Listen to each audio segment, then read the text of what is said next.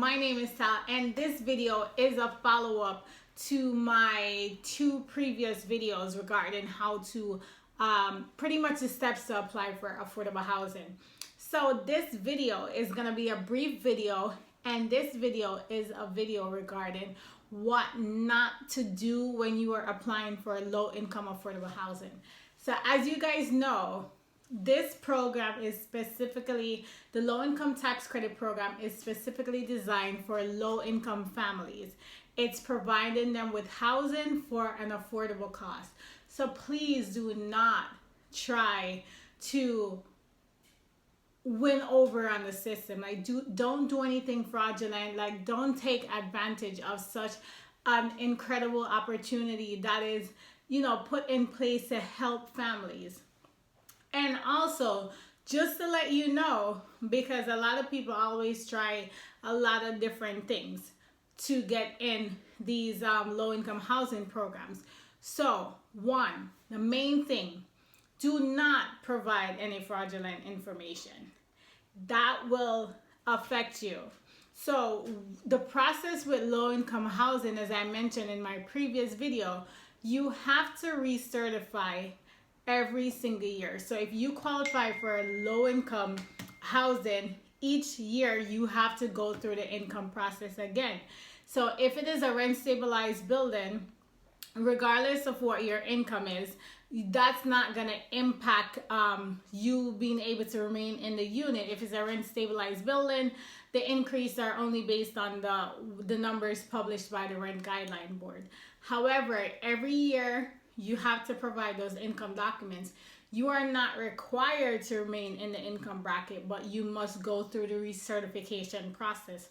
So, for example, if during the application process you provided fraudulent documents, or you lied on your application, or you just lied, period, and for some reason, if you were able to slide through the cracks, which is very unlikely because the developers leasing team review it, and also it has to be approved by the agency. So it's very unlikely that you'll get in if you try to provide fraudulent information, but unfortunately it happens, and I've seen it a few times.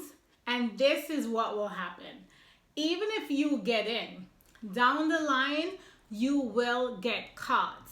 So if, for example, you did not disclose assets that you have during the initial application process, upon recertification, we can somehow learn about those assets later on. And if we observe any fraudulent activity later on in the recertification process, you can be evicted. So even though you are already in, it was 2 years ago or a year ago, the fact remains that you lied during your initial application process and you therefore committed fraud. Just as even with the recertification process, if you are in and you're recertifying and you lie about anything and it's later on caught, you may be evicted for committing fraud. So please be mindful of that. I know people try a lot of different tricks and all these stuff to get in, but it is not worth it. Get in the right way, provide accurate information that's needed, follow the process as it is. Do not try anything tricky. It will catch up on you. And if you're evicted for fraud from a low-income housing, that can impact your eligibility in the future for other low-income opportunities. So whether it's your income or assets you own, I've seen in my time of doing this, I've seen 3 scenarios where residents got evicted later on. The first scenario was a gentleman that right before you're approved, and remember, I'm going to make the video about what to do when you're contacted. So right before you're approved, there's a document that you have to sign that's called a reaffirmation of income. So there was this gentleman that when he signed that document, he noted that nothing changed with his income from the time he last provided documents, right? So he signed that and affirmed to there's no changes in his income. So, he got in, fine, because his application was already approved. But right before you sign the lease, you have to affirm that there is no changes with the from now to the information that you previously provided. So he signed off, no changes. He was in. 2 years later, not 2 years, the following years actually, while doing his recertification, when we received his employment verification form, the start date on his employment verification form reflected that he started his employment before he signed that affirmation that nothing changed. So him signing that document was not accurate information because he had already started working, and if he had advised us of that income would have been calculated in his total household income, and he therefore will not be eligible. So what he did is he withheld information, and he stated that he is not working and nothing changed. So for that reason, he was evicted. So he was evicted because we had sufficient proof.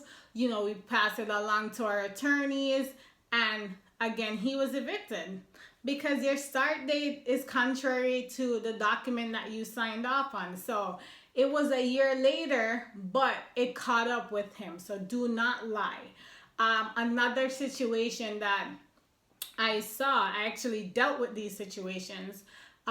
One young lady, she lied and said, "Oh, I'm not a full-time student. I'm a part-time student." Okay.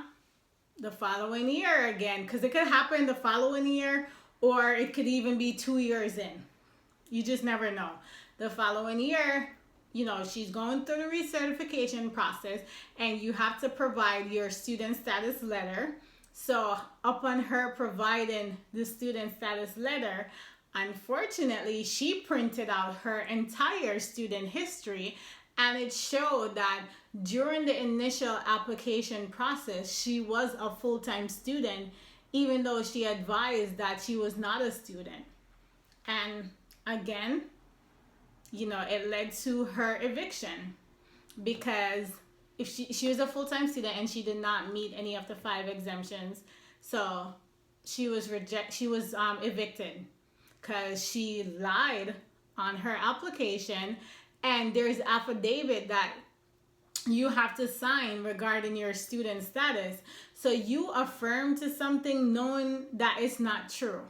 So we had our affidavit showing that, during this time you would have already been a full-time student based on your enrollment letter, and you signed this affidavit, like notarized document stating that you are not a full-time student. There's like 2 or 3 different student status documents, and on all of those documents she stated that she was not a full-time student, and she was evicted. It's not worth losing your apartment for. So now you're back at square one. Now you have to find another housing opportunity, and typically we give you 30 days to find somewhere. So 1, now you have to scramble to find a place. 2, now you may not even find a place as nice as where you were living before. It's just like now you have to scramble to find an alternative living option for you. So that's 2 scenarios. And the other scenario that I saw, this was a unique circumstance. So there was a resident that a few people actually called the management office and stated that this person who is living in an affordable housing owns property just right around the corner from where the building is located. So the office kept on getting these calls because apparently the person was bragging about this. So the office kept on receiving different calls regarding this, and come to find out that the person, he actually did own a property that he did not disclose on his application. And this came about because a person was bragging about them selling the property and how much money they made. So in this case, you know, evidence started coming in, you know, people are passing information to the developer, and as we got more information, and of course we have to investigate the matter, sure enough, this person owned property. It just somehow got through because of a unique circumstance. That's why it wasn't caught in the initial process. And for this particular person, this person was 3 years in. So this person was living in the affordable unit for 3 years. So that's what I'm saying. It may not catch up with you in the first year or the second year, but it will. It will. So it's just not worth it. He had a beautiful apartment, you know, a completely different atmosphere. Like it was a completely different lifestyle for this person. And now you lost all that, and the person was devastated.